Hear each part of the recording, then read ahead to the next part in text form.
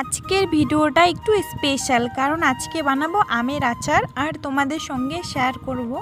তো ভিডিওটা মিস করো না, সবাই দেখো। তো এই যে দেখো, আমগুলো 2 দিন থেকে রোদে দিয়েছি, ভালোই শুকিয়েছে। বেশি শুকানো যাবে না, আবার মিডিয়াম করতে হবে, বেশি শুকাইলে আবার ভালো হবে না আচারটা। তারপরে এই যে দেখো মশলাগুলো, এইখানে আছে জিরে গুঁড়ো, ধনে গুঁড়ো, তারপরে শুকনা লঙ্কা আর আজওয়াইন।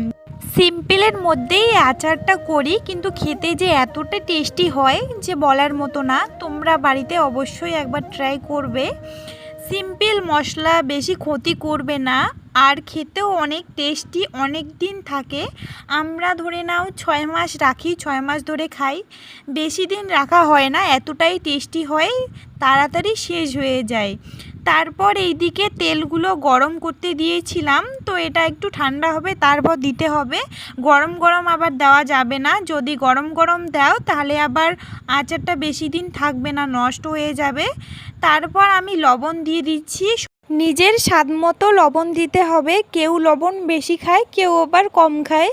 আর কুকারের মধ্যে আমগুলো দিয়ে মশলাগুলো দিয়ে মাখার একটাই উদ্দেশ্য, যে মশলাগুলো ভালো করে আমের গায়ে লেগে যাবে।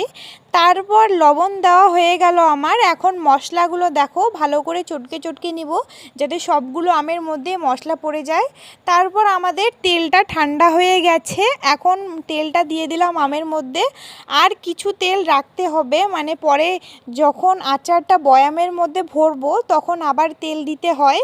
তার জন্য এই যে দেখো মা আমার ভালো করে এখন মশলাগুলো একখানে করছে তেলের সঙ্গে।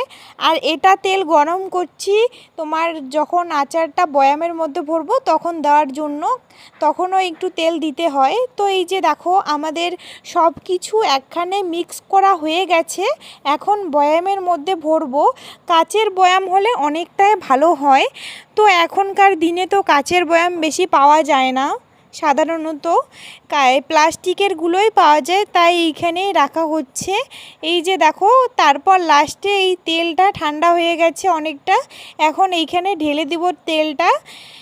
আচারের মধ্যে যত তেল দিবে, যত বেশি তেল দিবে অত আচার বেশি টেস্টি হবে। আচারের মেন পরিচয় তেলটাই।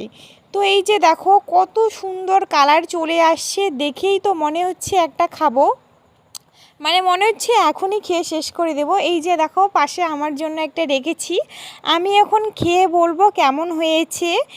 তো দেখি এখন খেয়ে, ওয়াও, জাস্ট ওয়াও, সেই লাগছে। মনে হচ্ছে যে হয়তো 3-4 দিন আগেই বানাইছি, আজকে বানায় যে এত টেস্টি হয়েছে বলার মতো না।